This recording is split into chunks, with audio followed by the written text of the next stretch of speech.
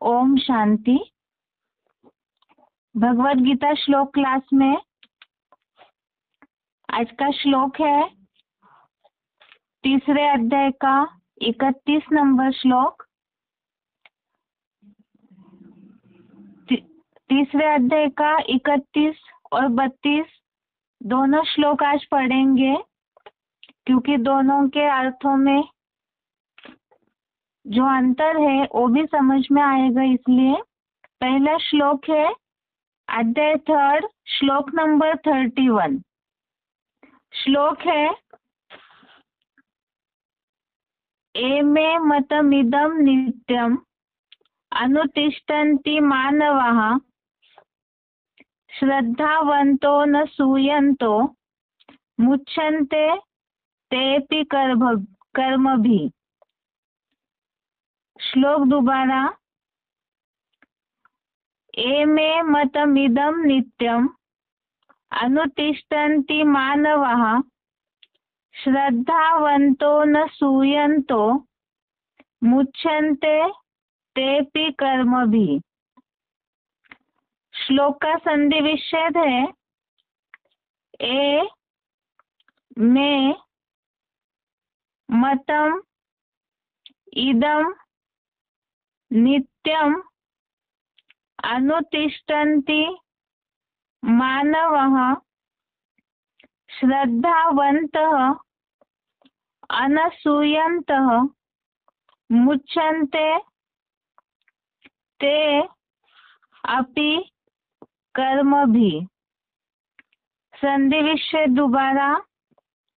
ए में मतम इदम नित्यम अनुतिष्ठन्ति मानवः श्रद्धावन्तः अनसूयन्तः मुच्यन्ते ते अपि कर्मभिः। शब्दों का अर्थ है ए अर्थात जो श्रद्धावन्तः अर्थात श्रद्धावान, मानवः अर्थात मनुष्य, अनसूयन्तः अर्थात ईर्ष्या रहित हुए, मैं अर्थात मेरी, इदम अर्थात इस, मतम अर्थात श्रीमत का, नित्यम नुतिष्ठन्ति अर्थात सदा पालन करते हैं, तेऽपि अर्थात वे भी, कर्मभिः मुच्यन्ते अर्थात कर्म बंधन से छूट जाते हैं। शब्दों का अर्थ दोबारा। ये अर्थात जो श्रद्धावन्तः अर्थात श्रद्धावान, मानवः अर्थात मनुष्य, अनसूयन्तः अर्थात ईर्ष्या रहित हुए, मैं अर्थात मेरी, इदम अर्थात इस, मतम अर्थात श्रीमत का, नित्यम नुतिष्ठन्ति अर्थात सदा पालन करते हैं, तेऽपि अर्थात वे भी, कर्म भी मुच्यन्ते अर्थात कर्म बंधन से छूट जाते हैं। श्लोक का अर्थ है जो श्रद्धावान मनुष्य ईर्ष्या रहित हुए मेरी इस उपर्युक्त श्रीमत का पुरुषोत्तम संगम में सदा पालन करते हैं, वे भी सांसारिक कर्म बंधन से छूट जाते हैं। जो श्रद्धावान मनुष्य ईर्ष्या रहित हुए मेरी इस उपर्युक्त श्रीमत का पुरुषोत्तम संगम में सदा पालन करते हैं, वे भी सांसारिक कर्म बंधन से छूट जाते हैं। भगवत गीता का ज्ञान भगवान ने अर्जुन को इसीलिए दिया था ताकि जीवन से दुख अशांति नष्ट हो जाए, सुखी जीवन बिताए। जो कर्म मनुष्य अपने जीवन में करते हैं तो कर्मों से बंधन में अटक जाते हैं, फंस जाते हैं, उसी कारण दुखी हो जाते हैं। इसीलिए ही ऐसे कर्म बंधन से छूटने का मार्ग ही भगवत गीता में भगवान ने बताया है अर्जुन को, श्रीमत का सदा पालन करना। और वो श्रीमत क्या है, उस श्रीमत को ही बता दिया।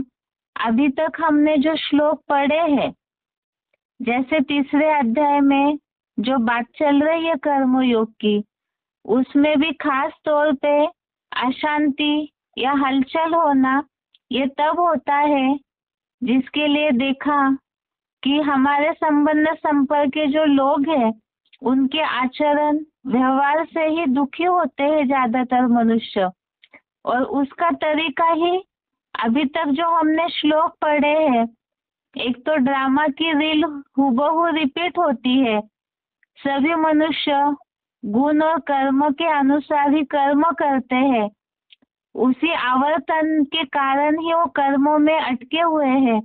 इसीलिए ऐसे जो मनुष्य है, अज्ञानी है, आसक्त है, जिन्हें गुण कर्म का ज्ञान नहीं है, ऐसे मंद बुद्धि लोग जो है उनको ज्ञानी विचलित न करे। और इसके साथ साथ ही जो बताया है कि ऐसे अज्ञानियों के साथ रहते हुए भी आत्मिक स्थिति के द्वारा यज्ञ कर्म करते रहे और साथ में ही आशाहीन, ममताहीन, निस्ताप होकर के धर्म युद्ध करे। ये सारा जो श्रीमत, वैसे तो भगवत गीता है ही श्रीमत दिया हुआ सारा कर्मों के लिए, लेकिन अभी जो टॉपिक चल रहा है भगवत गीता में, जो श्लोक हम पढ़ रहे हैं एक दो हफ्ते से, उसमें खास करके लोक संग्रह, अर्थात जिन लोगों के संबंध संपर्क में रहते हुए हम कर्म में आते हैं, व्यवहार में आते हैं, उस समय हमारा व्यवहार कैसा होना चाहिए, स्थिति कैसे होनी चाहिए, उसके लिए खास श्रीमत दिया हुआ है। ऐसे समय में ही खास परमात्मा का जो साकार पाठधारी है, उनके प्रति निश्चय बुद्धि होकर, श्रद्धावान होकर के, क्योंकि श्रीमत दाता तो एक ही है जिनकी श्रेष्ठ बुद्धि है, और ऐसे श्रीमत का जो दाता है उस श्रीमत पर जो पालन करते हैं वे सांसारिक कर्म बंधन से छूट जाते हैं। इसके लिए ही श्लोक में बात आई है, जो श्रद्धावान मनुष्य श्रीमत का पूरी तरह से वही पालन कर पाएंगे जिनकी परमात्मा के ऊपर, भगवान के ऊपर जो कार्य चल रहा है उस पर पूरी भावना हो, श्रद्धा हो, अर्थात निश्चय बुद्धि। जितना निश्चय बुद्धि होंगे उतना श्रीमत का अटल रीति से पालन करेंगे, और जितना पालन करते जाएंगे, मुरली में शिव बाबा ने बोला है, श्रीमत पे जितना चलते हैं उतना स्वतः ही चढ़ती कला की अनुभूति होती रहेगी। तो नंबरवार श्रीमत को धारण करने वाले हैं पुरुषार्थी, और वैसे ही चढ़ती कला का भी नंबरवार ही अनुभव होगा। यह चढ़ती कला अर्थात ही कर्म बंधन से नंबरवार छूटते जाएंगे। इसी के लिए बताया कि सांसारिक कर्म बंधन से छूट जाते हैं। इसी से संबंधित 18वें अध्याय का 71 नंबर श्लोक है, अध्याय 18 श्लोक नंबर 71। ये श्लोक में बात आई है, श्लोक है ये, श्रद्धावान अनसूयश्च शृणुयात् अपि यो नरः स अपि मुक्तः शुभान् लोकान् प्राप्नुयात् पुण्यकर्मणाम्। श्लोक का भावार्थ है, जो श्रद्धावान व ईर्ष्या रहित मनुष्य समूचे वार्तालाप सहित एडवांस गीता ज्ञान को केवल सुन लेता है, वह भी दुखों से मुक्त हुआ।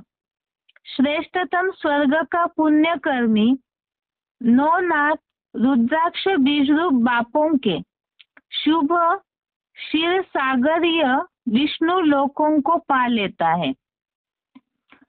आज के श्लोक में बात आई है श्रद्धावान मनुष्य जो श्रीमत का सदा पालन करते हैं।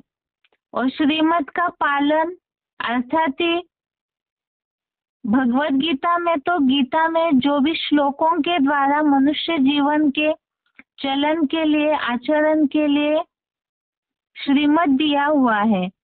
और हम इसे ज्ञान के आधार से समझते हैं कि भगवान के साकार पाठधारी के द्वारा ही हमें वही गीता का क्लैरिफिकेशन मुरलियों के द्वारा मिलता है। उसी के लिए श्लोक में बात आई है जो श्रद्धावान ईर्ष्या रहित मनुष्य समुचे वार्तालाप सहित अर्थात जो एडवांस नॉलेज मुरलियों के द्वारा क्लैरिफिकेशन सहित हमें मिलता है, उसे जो सुन लेता है तो वो दुखों से मुक्त हुआ विष्णु लोकों को पा लेता है। आज के श्लोक में बात है कर्म बंधन से छूटना। तो यहाँ कर्म बंधन से छूटना, कर्म से अतीत होना, तो जो स्वर्गीय स्थिति पुरुषार्थी जीवन में अनुभव करेंगे, ऐसे परम पद की, ऐसे स्थिति स्वर्ग की जो प्राप्त करेंगे, तो वही बताया श्रीमत अनुसार ही ऐसे स्वर्गीय स्थिति की अनुभूति होती है या प्राप्ति होती है। तो ये श्लोक हो गया। श्रीमत पर जितना चलते रहेंगे उतना प्राप्ति होती रहेगी। अगर जीवन में कहीं भी दुख है, विघ्न है, इसका मतलब ये है कि श्रीमत का कहीं ना कहीं सही रीति से पालन नहीं कर रहे हैं। ये आज के श्लोक का अर्थ है। इसका उच्चारण सुन के फिर 32 नंबर श्लोक देखते हैं, उसके बाद उससे रिलेटेड पॉइंट्स।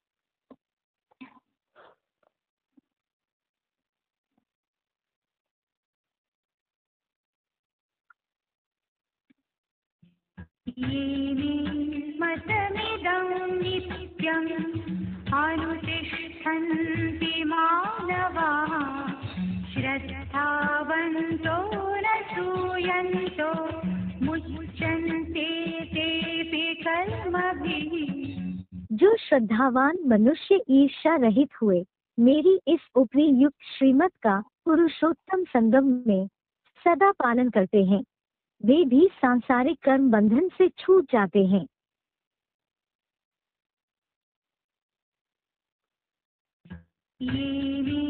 मतमिदं नित्यम् अनुतिष्ठन्ति मानवाः श्रद्धावन्तो न सूयन्तो मुच्यन्ते तेऽपि कर्मभिः।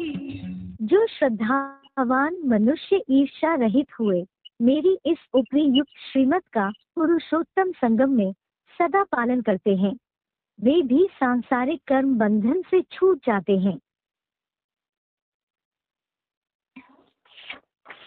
अभी श्लोक नंबर 32 अध्याय 3 श्लोक नंबर 32 श्लोक है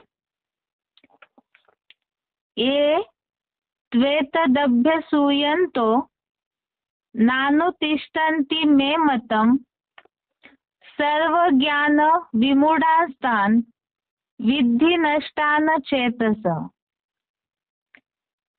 श्लोक दोबारा।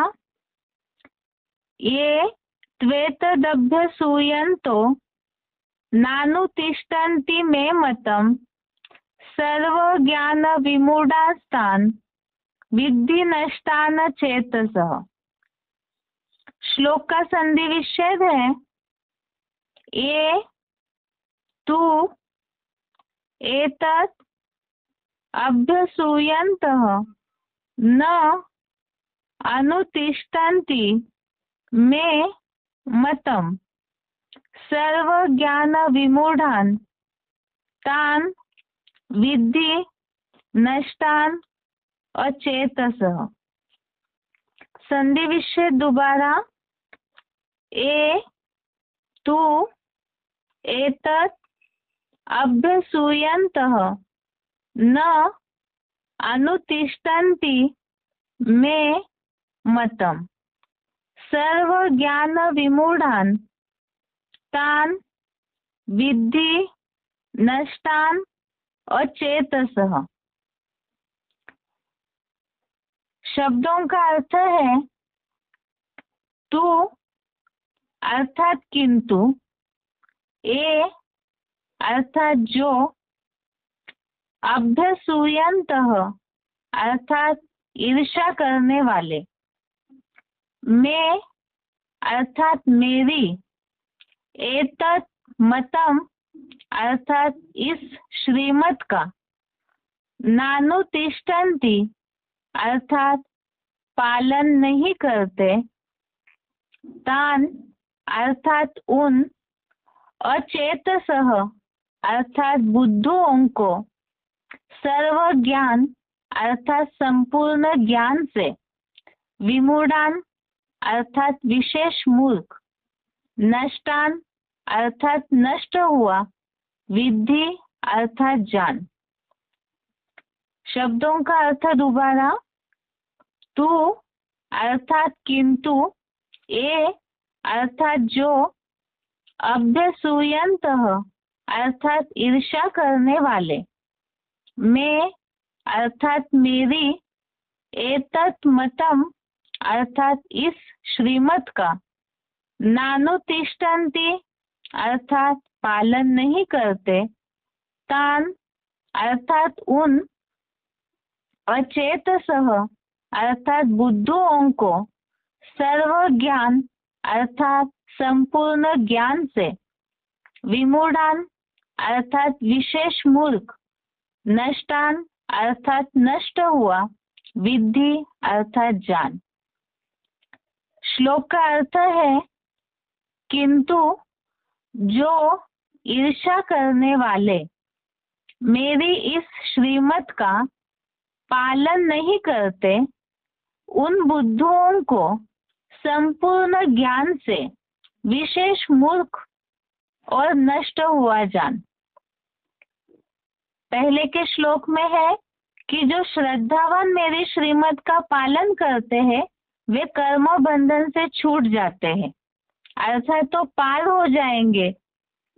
और अभी के श्लोक के अर्थ में है कि जो ईर्ष्या करने वाले मेरी इस श्रीमत का पालन नहीं करते, उन बुद्धुओं को संपूर्ण ज्ञान से विशेष मूर्ख और नष्ट हुआ जान।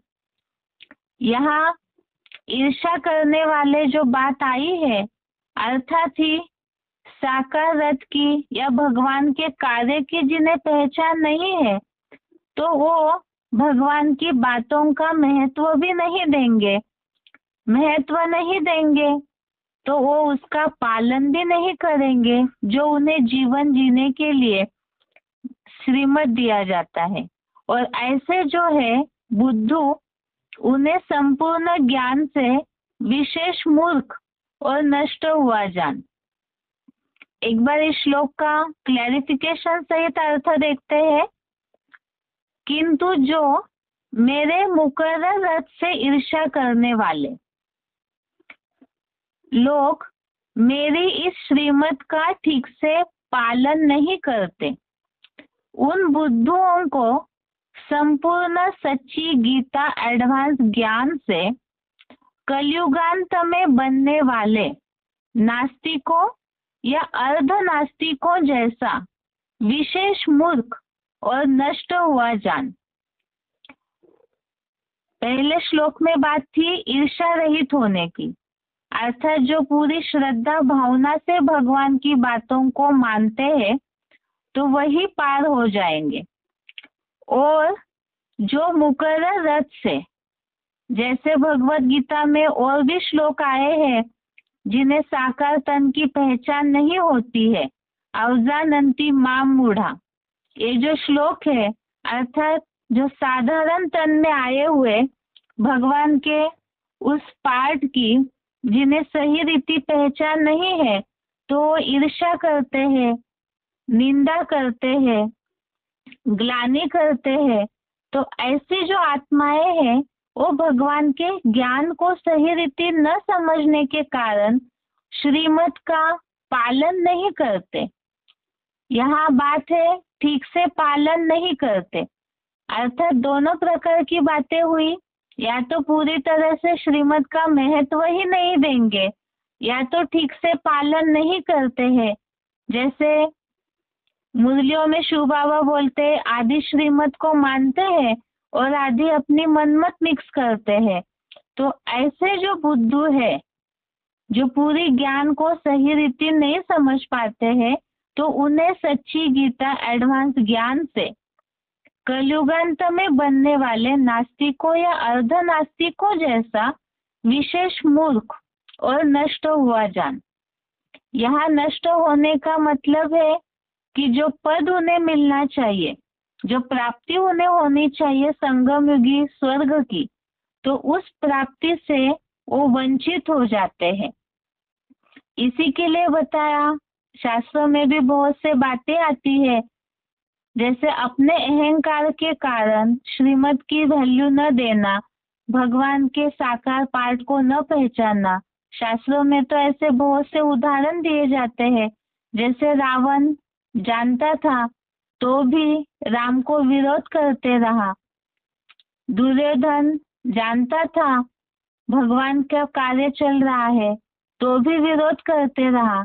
तो शास्त्रों में ऐसे जो भी आसुरी गुण वाले लोग दिखाए हुए हैं, अर्थात वो विधर्म में जाने वाली आत्माएं जो श्रीमत का पालन नहीं करते, मुकर्रर रथ की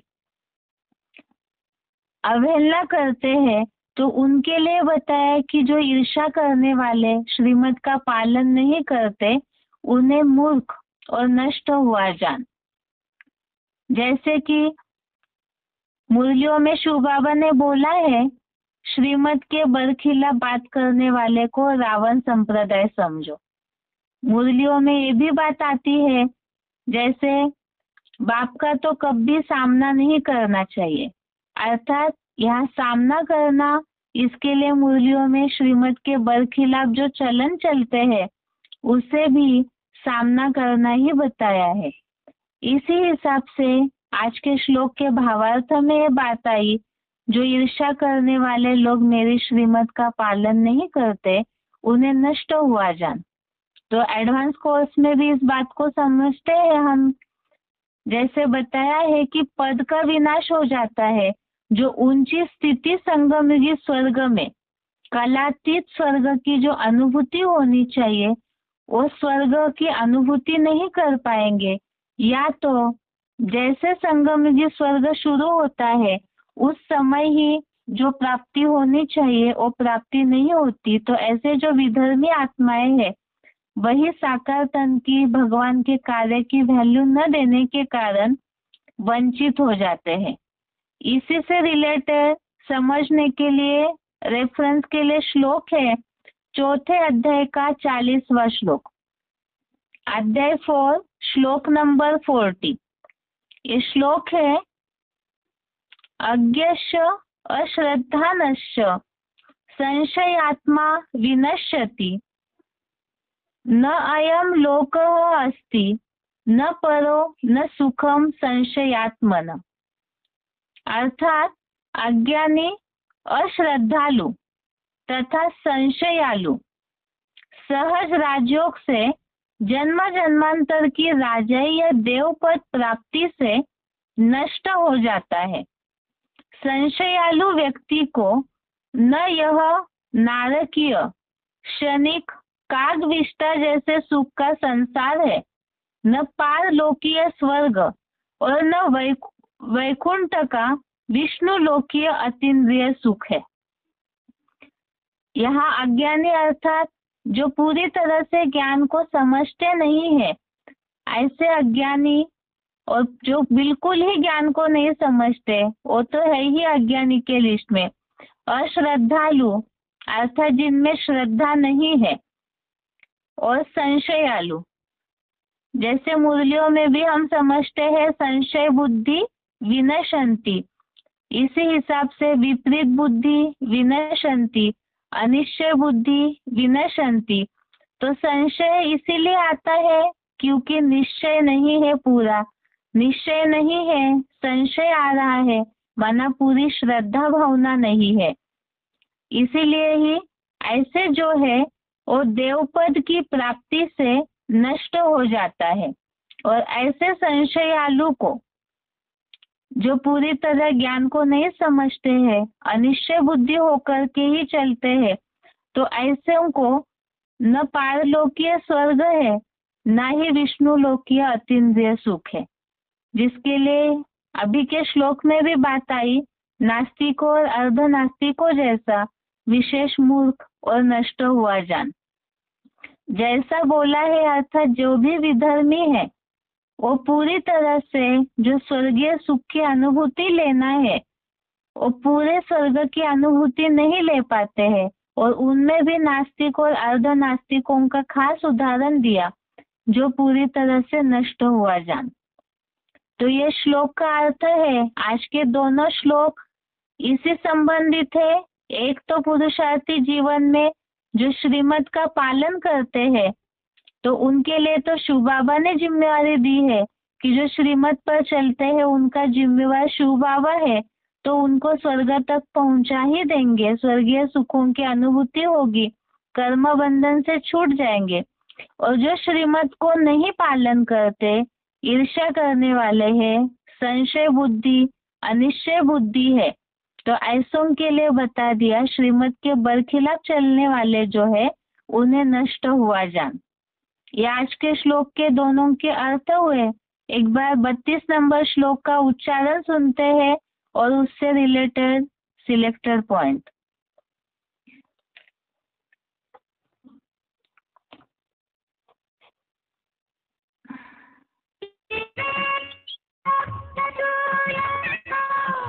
नानुतिष्ठन्ति मे मतम् सर्वज्ञानविमूढाः विद्धि नष्टान चेतसः। किंतु जो मेरे मुकर्रर रथ से ईर्ष्या करने वाले लोग मेरी इस श्रीमत का ठीक से पालन नहीं करते, उन बुद्धुओं को संपूर्ण सच्ची गीता एडवांस ज्ञान से कलियुगांत में बनने वाले नास्तिकों या अर्धनास्तिकों जैसा विशेष अंधा और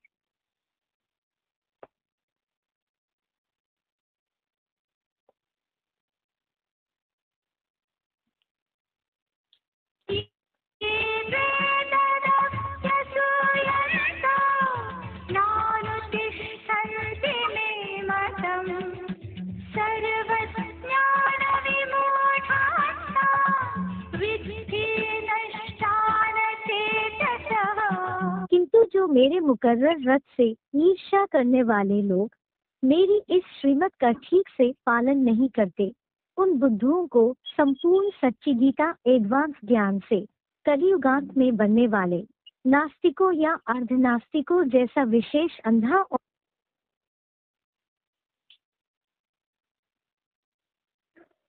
अभी आगे सिलेक्टेड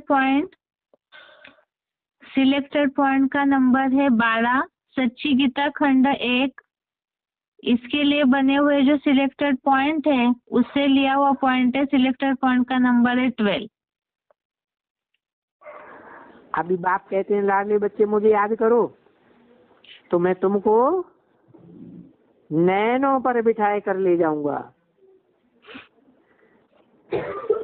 हे मेरे रूते नूरे रत्नों बच्चों, नूरे चश्म बच्चों, हमेशा तुमको प्यार किया जाता है ना, श्रीमत पर चलने से सदा तुम सलामत रहेंगे। सदा सलामत का अर्थ बहुत भारी है, का तुमको चोट नहीं लगेगी, कोई तकलीफ नहीं होगी, इतना तुमको सदा सलामत बनाते हैं। भले दुनिया में विनाश बर्पा होता रहे, भूकंप आते रहे, क्या जलमयी होती रहे, लेकिन तुमको कोई तकलीफ नहीं होगी, तुम्हारी निरोगी काया रहेगी। न काल की ताकत है जो अकाले तुमको खा सके, अगर अच्छी रीति याद करेंगे तो बहुत मदद मिलेगी।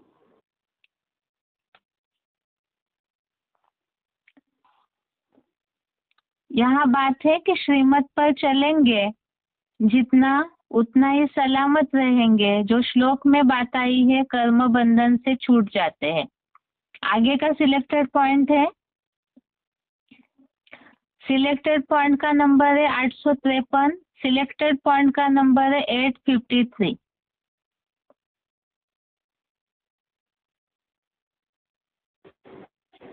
बाप दादा यही चाहते हैं कि जो रोज के महावाक्य सुनते हो वो होमवर्क हो। अगर रोज की मुरली जो बाप ने कही और बच्चों ने किया तो उसको कहा जाता है बाप के शिकील बच्चे, आज्ञाकारी बच्चे। तो अभी क्या करना है, वो रोज की मुरली पढ़ करके देखो। आप ने देखा है मेजॉरिटी बच्चे मुरली से प्यार रखते हैं। अगर कोई नहीं भी रखता हो तो बाप दादा को कोई बच्चा कहे बाबा आपसे मेरा बहुत प्यार है, लेकिन बाप का प्यार किससे है? हैं? बाप का प्यार मुरली से है। मुरली के लिए कितना दूर से आते हैं। कोई टीचर ऐसा होगा जो इतना दूर से पढ़ाई पढ़ाने के लिए आए? तो जब बाप का प्यार मुरली से है तो जो मेरा बाबा कहता है उसका पहला प्यार बाप के साथ क्या कहते हो? मुरली से प्यार माना मुरलीधर से प्यार। मुरली से प्यार होना चाहिए। देखो ब्रह्मा बाप ने एक दिन भी मुरली मिस नहीं की।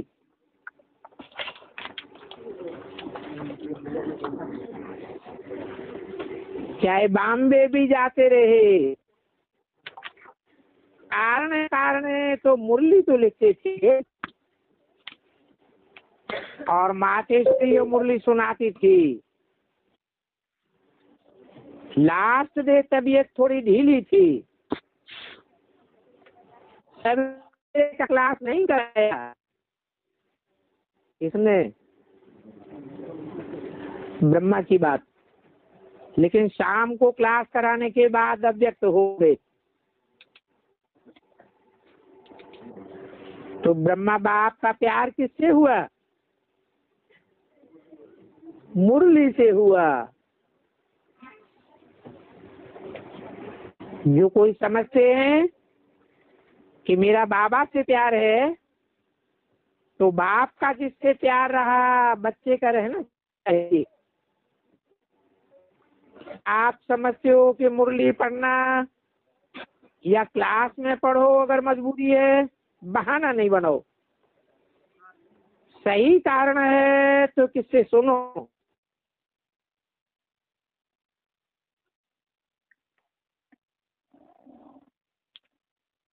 अभी के पॉइंट में जैसे हमने सुना मुरली से प्यार अर्थात मुरलीधर से प्यार। जो श्लोक में बात आई है कि जो श्रद्धावान है, ईर्ष्या रहित है तो श्रीमत का पालन करते हैं, और जो श्रद्धावान नहीं है, ईर्ष्या करने वाले हैं और श्रीमत का पालन नहीं करते हैं। तो मुरली के आधार से ही समझ में आएगा कि इनका शिव बाबा से प्यार है या नहीं है। मुरली से ही श्रीमत मिलती है और श्रीमत का पालन करना है तो रेगुलर मुरली सुनना जरूरी है। तो मुरली से प्यार अर्थात ही उस साकार शिव बाबा का जो पार्ट है उनसे स्नेह। आगे है इसी श्लोक से रिलेटेड मुरली पॉइंट्स है। मुरली तारीख है 2 जनवरी 71, मुरली डेट 2 जनवरी 1971। पॉइंट है बाप तुम्हारी सभी कामनाएं बिगर मांगे पूरी कर देते हैं अगर बाप की आज्ञा पर चलते हो तो।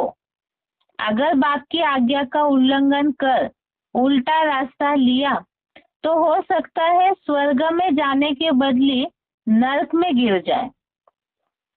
पॉइंट दोबारा, मुरली तारीख 2 जनवरी 1971। बाप तुम्हारी सभी कामनाएं बिगर मांगे पूरी कर देते हैं अगर बाप की आज्ञा पर चलते हो तो। अगर बाप की आज्ञा का उल्लंघन कर उल्टा रास्ता लिया तो हो सकता है स्वर्ग में जाने के बदले नरक में गिर जाए। यहाँ दोनों भी बातें आई, दोनों श्लोक से रिलेटेड। अगर श्रीमत का पालन करते हैं, बाप की आज्ञा अर्थात ही श्रीमत है और उस श्रीमत का पालन करते हैं, श्लोक में बात आई है कर्म बंधन से छूट जाते हैं और पॉइंट में बात आई है सभी कामनाएं बिगर मांगे पूरी कर देते हैं, अर्थात ही सुखों की प्राप्ति हो जाती है। और अगर आज्ञा का उल्लंघन किया अर्थात श्रीमत के बरखिलाफ चले तो स्वर्ग में जाने के बदले नरक में गिर जाए। और श्लोक में बात आई है नास्तिको अर्ध नास्तिको जैसा जो कलयुगी नरक है तो ऐसे ही विधर्मी की तरह नष्ट हुआ जान। आगे पॉइंट है मुरली तारीख 25 जनवरी 1973, मुरली डेट 25 जनवरी 1973। पॉइंट है अब मेरी श्रीमत पर चलो, अपनी आसुरी मत बंद कर दो। अपनी मत पर चला गोया वह दुर्गति को पाने का पुरुषार्थ करते हैं, आखिर अधोगति को पा लेते हैं। पॉइंट दोबारा, मुरली तारीख 25 जनवरी 1973। अब मेरी श्रीमत पर चलो, अपनी आसुरी मत बंद कर दो। अपनी मत पर चला गोया वह दुर्गति को पाने का पुरुषार्थ करते हैं, आखिर अधोगति को पा लेते हैं। तो यहाँ खास बात बताइए, अधोगति अर्थात ही नष्ट हुआ, दुर्गति होना। अगर श्रीमत पर नहीं चलते हैं, अपनी मत पर चलते हैं या आसुरी मत पर चलते हैं तो बताया दुर्गति हो जाएगी। और श्लोक में बात आई है जैसे विधर्मियों की तरह नष्ट हो जाएंगे। आगे पॉइंट है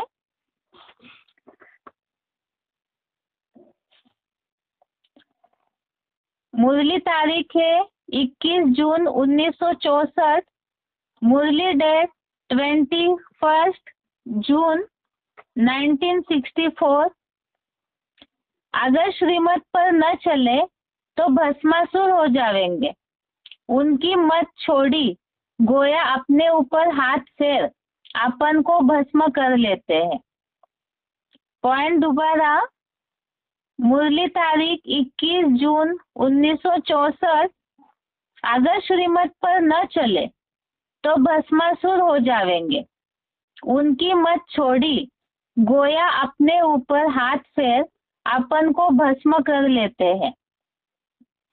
यह भस्मासुर की कहानी तो सभी जानते हैं शास्त्रों के हिसाब से, कि भगवान से ईर्ष्या करने वाले अर्थात ही भस्मासुर के लिए बताते हैं कि भगवान से वरदान ले करके फिर उन्हीं को नष्ट करने चले थे ताकि वो मालिक बने त्रिलोक का।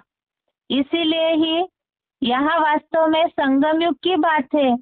पुरुषार्थी जीवन में जो साकार तन से ईर्ष्या करते हैं, ग्लानि करते हैं, उस साकार पाठ का विरोध करते हैं अर्थात ही नष्ट करने की कोशिश करते हैं, तो ऐसे स्वयं ही श्रीमत के बरखिलाफ चलने वाले भस्मासुर हो जाएंगे। और बताया कि अपने ऊपर ही हाथ फेर अपन को भस्म कर लेते हैं अर्थात श्रीमत पर न चलना अर्थात खुद ही अपने आप को नष्ट करना, भस्म करना। आगे दूसरा पॉइंट है मुरली तारीख 31 जुलाई 1968, मुरली डेट 31 जुलाई 1968। बाप की भी निंदा कराने वाले, लून पानी होने वाले ठोर न पाए। वह असुर बन जाते हैं, उनको नास्तिक भी कहा जाए।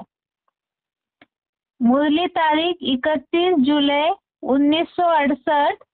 पॉइंट दोबारा, बाप की भी निंदा कराने वाले, लून पानी होने वाले ठोर न पाए, वह असुर बन जाते हैं, उनको नास्तिक भी कहा जाए। इसमें भी बात आई कि जो साकार तन से ईर्ष्या करने वाले हैं, ऐसे ठहर नहीं पाएंगे और साथ में असुर बन जाते हैं।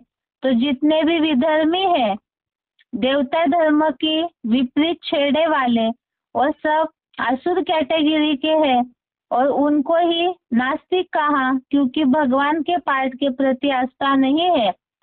ठोर न पाए अर्थात यहाँ श्लोक में बात आई है नष्ट हुआ जान।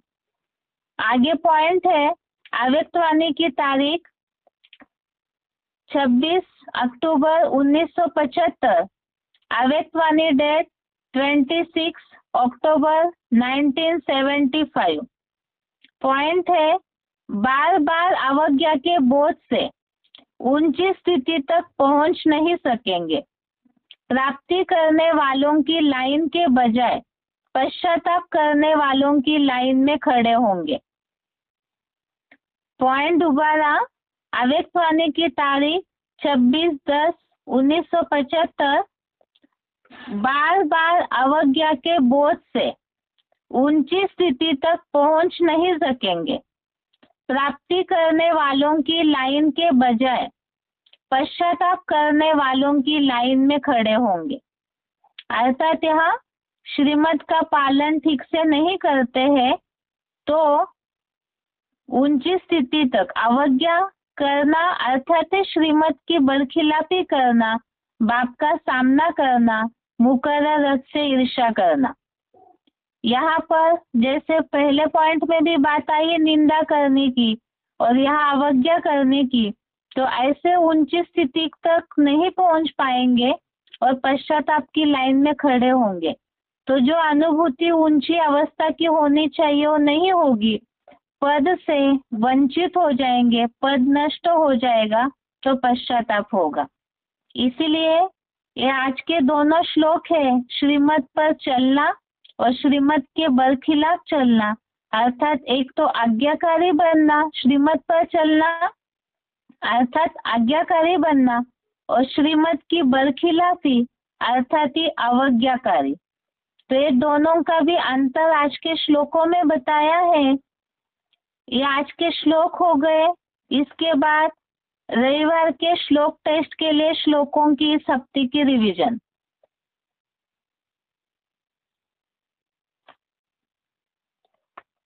इस हफ्ते श्लोक टेस्ट के लिए श्लोक है श्लोक नंबर 27 से श्लोक नंबर 32 तक। अध्याय 3 श्लोक नंबर 27 से श्लोक नंबर 32। श्लोक नंबर 27 से श्लोक नंबर 32 तक। श्लोक नंबर 27, 27वां श्लोक। प्रकृते क्रियमाणानि गुणे कर्माणि सर्वशः अहंकार विमूढ़ात्मा कर्ताहमिति मन्यते। अर्थात सब कार्य सब प्रकार से प्रकृति के गुणों द्वारा किए जा रहे हैं, परंतु अहंकार से विशेषतः मूढ़ बना पुरुष मैं करने वाला हूँ ऐसा मानता है। इस श्लोक को तो हमने पिछले हफ्ते भी देखा था, लेकिन मंगलवार को हमने इससे रिलेटेड सिलेक्टेड पॉइंट देखे थे, इसलिए श्लोक भी इस हफ्ते लिया है। इसमें तो हमने समझा था कि प्रकृति के गुणों के कारण सभी पार्ट बचते हैं, लेकिन फिर भी पुरुषार्थी ये सोचते हैं कि सब कुछ मैं ही करने वाला हूँ। वास्तव में ड्रामा अनुसार सब कार्य होते हैं। 28 नंबर श्लोक, श्लोक नंबर 28। तत्ववित्तु महाबाहो गुण कर्म विभागयो गुणा गुणेषु वर्तन्त इति मत्वा न सज्जते। अर्थात किंतु हे दीर्घबाहु, गुण व कर्म के विभाग का तत्व जानने वाला, गुण सत रजादि गुणों में आवर्तन करते हैं ऐसा मानकर कभी भी आसक्त नहीं होता। नीचे बात लिखी हुई है स्पष्टीकरण के लिए। पुरुषोत्तम संगम में शिव बाबा और प्रकृति ने प्राणियों के स्वगुणों और कर्मानुसार पार्ट निश्चित किए थे। रेफरेंस के लिए श्लोक नंबर बताया है, देखिए गीता का 3 अध्याय का 27वां श्लोक और 4 अध्याय का 13वां श्लोक। अध्याय 3 श्लोक नंबर 27, ये तो हमने देखा प्रकृति क्रियमानानि, अर्थात प्रकृति के गुणों के कारण सब कार्य स्वभावतः होते हैं। और 4 अध्याय का 13वां श्लोक, अध्याय 4 का श्लोक नंबर 13, जिसमें बात आई है कि द्वापर युग से कर्मों के अनुसार 4 वर्णों में सृष्टि विभाजित हुई, लेकिन यहाँ संगम युग में ही उन 4 वर्णों का फाउंडेशन पड़ता है, कर्म और गुण। इसी अनुसार प्रकृति के 3 गुण और कर्म जो 4 वर्णों के हैं, इन दोनों के विभाग का तत्व जानने वाला।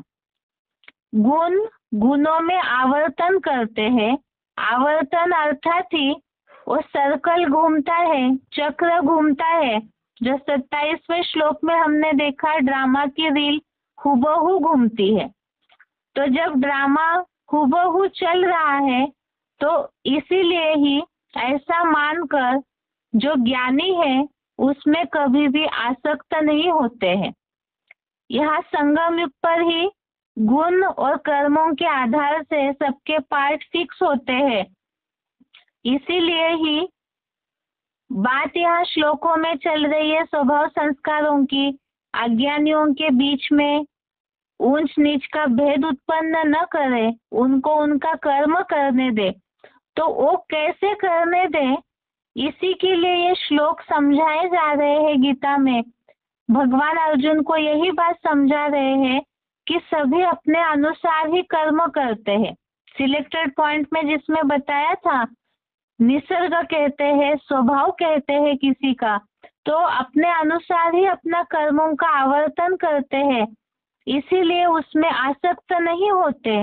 आसक्ति का मतलब न ऐसे कर्म करने वालों के प्रति, पाठधारियों के प्रति न राग निर्माण होना चाहिए, अर्थात न अटैचमेंट, और न द्वेष घृणा निर्माण होनी चाहिए, जिसके लिए हमने समझा था साक्षी होकर के सभी के पार्ट को देखना है।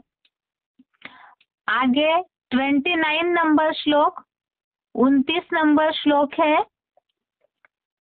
प्रकृते गुण सम्मूढ़ा सज्जन्ते गुण कर्मसु तान कृष्ण विदो मंदान कृष्ण विद न विचालयत। अर्थात त्रिगुणमयी मेरी प्रकृति से गुण भ्रांत नर द्वैतवादी द्वापर से दैहिक गुण कर्मों में आत्मा को भूल आसक्त हो जाते हैं। उन अधकचरी समझ वाले मंद बुद्धि लोगों को पुरुषोत्तम संगमी शूटिंग में क्षेत्रज्ञ का ज्ञाता संपूर्ण ज्ञानी ब्रह्मावत्स विचलित न करे।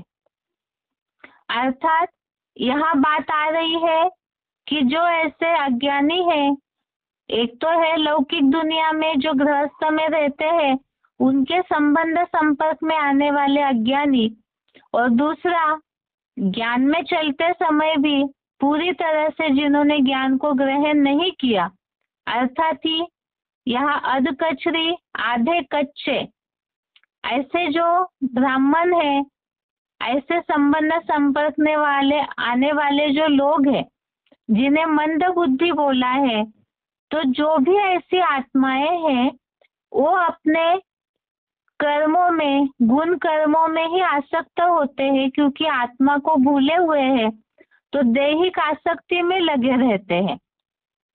ऐसों को संपूर्ण ज्ञानी, जिन्हें साकार मुकर्रर पाठधारी का ज्ञान है, तो उन्हें ब्राह्मण वत से विचलित न करे। यहाँ दोनों प्रकार की बात आई, लौकिक और अलौकिक दोनों दुनिया की, जिसमें सभी नंबरवार अपना कर्म करने के लिए बंधे हुए हैं, तो उनके कर्मों को उनसे विचलित न करें। अर्थात ही जो हमने इसके रेफरेंस में श्लोक देखा था, एक तो ना ही खुद परेशान हो न दूसरों को परेशान करे, इससे संबंधित हमने पॉइंट भी समझे थे। न नाराज होना है, न किसी को नाराज करना है, सभी को अपना कर्म करने के लिए छोड़ दे।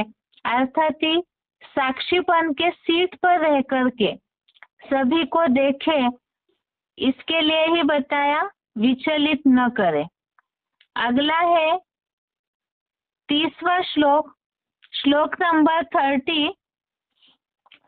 मयि सर्वाणि कर्माणि सन्न्यस्याध्यात्म चेतसा निराशीर निर्ममो भूत्वा युद्धस्व विगत ज्वरः।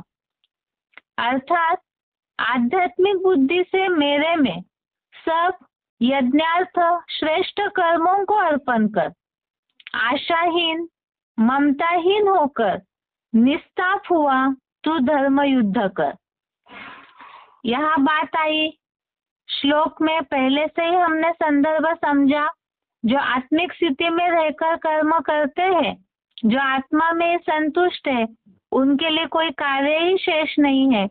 और यहाँ जो श्लोकों में हमने संदर्भ देखा है, आत्मा में सभी में ड्रामा की रील फिक्स है, भरी हुई है आत्मा रूपी रिकॉर्ड में।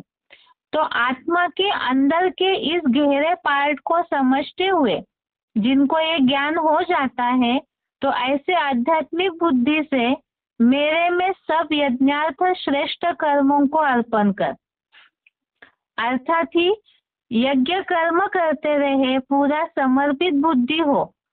ऐसे समर्पित बुद्धि हो करके ड्रामा के राज को समझ करके जो कर्म करने के लिए जो पार्ट मिला हुआ है, वो धर्म युद्ध कर्म युद्ध करते रहे। लेकिन उसके लिए खास बताया, ऐसे करते समय यज्ञ सेवा भी करनी है। और जो पहले बात आई कि अपने भी सभी कर्मों को भली भांति करना है, तो ऐसे करने के लिए आशाहीन ममताहीन और निस्ताप हुआ तो धर्म युद्ध कर। अर्थात इन गुणों को धारण करना है। आशाहीन के लिए रेफरेंस में हमने 12वें अध्याय का 16वां श्लोक देखा था, अध्याय 12 का श्लोक नंबर 16, जिसमें बात आई है अनपेक्षः सुचिर दक्ष। अर्थात एक शुभावा के अलावा यहाँ पर इस दुनिया में और किसी से कोई अपेक्षा न रखने वाला, और ममताहीन अर्थात कहीं भी ममत्व न रहे, कहीं मोह जुड़ा हुआ न रहे। ऐसे ममताहीन होकर निस्ताप हुआ अर्थात शोक रहित, और साथ में ही बैलेंस वाली स्थिति में होकर के धर्म युद्ध कर। तो ऐसे गुणों को धारण करके, एक तो ड्रामा के पार्ट में साक्षी होकर के यज्ञ कर्म करते रहे, और साथ में इसके लिए बताया पूरा कर्मों को अर्पण कर, अर्थात सब कुछ बुद्धि को पूरा श्रीमत अनुसार चलाए। तो उसे ही बोला है अपने आप को ट्रस्टी समझ करके चले। आगे 31 नंबर श्लोक है, 31 नंबर श्लोक आज का। एमे मतमिदं नित्यम अनुतिष्ठन्ति मानवाः श्रद्धावन्तो न सूयन्तो मुच्यन्ते तेऽपि कर्मभिः। अर्थात जो श्रद्धावान मनुष्य ईर्ष्या रहित हुए मेरी इस उपर्युक्त श्रीमत का पुरुषोत्तम संगम में सदा पालन करते हैं, वे भी सांसारिक कर्म बंधन से छूट जाते हैं। अर्थात जितना श्रीमत पर चलेंगे उतना ही प्राप्ति होती रहेगी, कर्म बंधन से छूट जाएंगे। तो ये श्रीमत ही बताई जो इन श्लोकों में बताया है। एक तो ड्रामा के पॉइंट पर निश्चय बुद्धि होना, दूसरा साक्षी हो जाना, तीसरा जो अज्ञानी है, आधे कच्चे है, ऐसे मंद बुद्धि लोगों को विचलित न करे। तो विचलित न करना अर्थात ही खुद भी विचलित न हो, परेशान न हो, तभी औरों को नहीं करेंगे। और आशाहीन, ममताहीन, निस्ताप होकर धर्म युद्ध कर ट्रस्टी बनो। तो ये जो भी कर्मों के लिए श्रीमत दिया हुआ है, ऐसे श्रीमत का सदा पालन करते हैं, वे कर्म बंधन से छूट जाते हैं। अर्थात औरों की स्थिति को देख करके अगर हम हिलते हैं तो ही हम बंधन में फंसेंगे, इसीलिए इसके लिए श्रीमत दिया हुआ है। और दूसरा 32 नंबर श्लोक, 32 नंबर श्लोक,